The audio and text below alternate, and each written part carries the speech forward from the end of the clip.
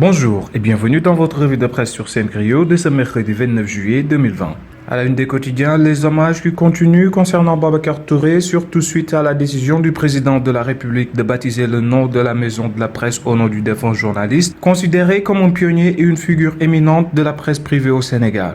La maison de la presse portera le nom de Babacar Touré, lit-on dans Le Témoin, une annonce du président de la République Macky Sall qui fait la une de presque tous les quotidiens. L'un des pionniers de la presse récolte ainsi la graine qu'il a semée.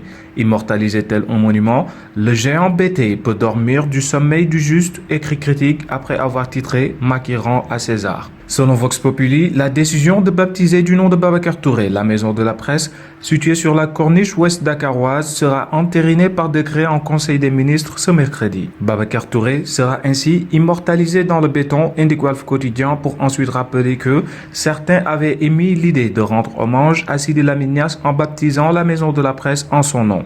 Idem pour Alpha Sall, ancien secrétaire général du SYNPICS, le syndicat des professionnels de l'information et de la communication du Sénégal. Les quotidiens Tribune, L'As, Enquête reviennent également sur l'annonce présidentielle, de même que Le Soleil qui titre à sa une « La maison de la presse portera le nom de Babacar Touré ». Le Soleil note également que cette décision est pour honorer la mémoire de ce pionnier de la presse privée dont l'aura dépassé les frontières du Sénégal selon le journal Le Quotidien. Le grand baobab du Sahel s'affaisse en ce début d'hivernage. De l'océan Indien au rivage du Sahara, l'Afrique est unanime pour saluer la mémoire de fidélité et d'intégrité de Babacar Touré, confirme ainsi Sud Quotidien dont Babacar Touré fut le fondateur. Les quotidiens s'intéressent également à l'approche de la fête de la Tabaski, comme c'est le cas de la Tribune, qui évoque les risques liés au déplacement des populations en cette grande fête musulmane prévue vendredi. Le journal craint des déplacements massifs qui pourraient contribuer à propager davantage la Covid-19 à travers le pays, d'où son titre « Virage de tous les dangers ». Si l'on en croit le journal, le pire est à craindre avec la célébration de la Tabaski.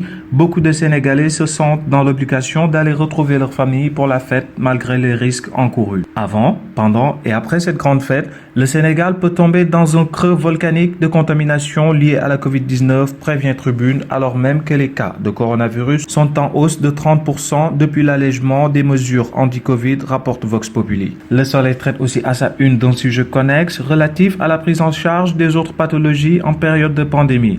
Reprise des activités des programmes de santé, annonce ainsi le journal.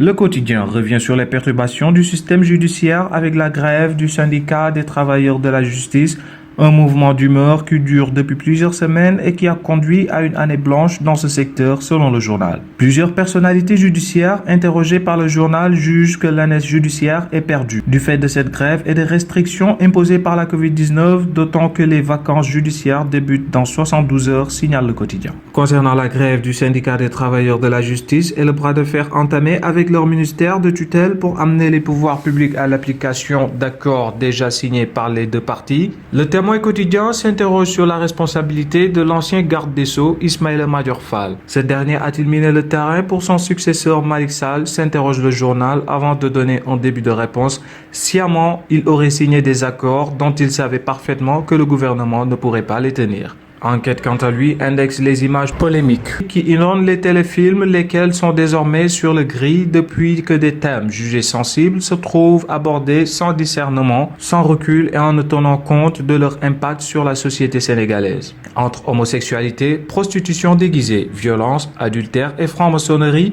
les sujets polémiques foisonnent désormais dans les téléfilms, constate le journal pour s'en désoler. L'Observateur annonce qu'un ressortissant sénégalais du nom de David Coulibaly a été battu à mort au Maroc. Ce footballeur en 4e division italienne était devenu un passeur de migrants, renseigne le journal. C'était votre revue de presse sur Sen Griot. Merci de nous rester fidèles et bonne lecture.